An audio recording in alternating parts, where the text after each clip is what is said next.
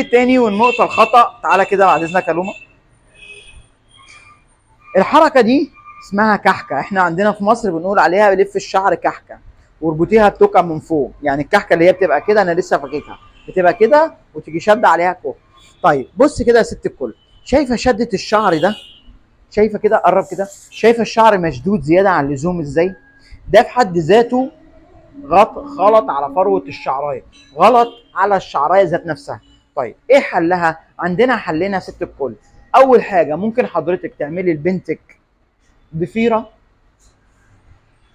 بصوا كده، قرب، بص هي كانت مشدودة كده، بصوا راحت هنا، دوس على النص هنا، بصوا هي مشدودة بنفس الطريقة كده.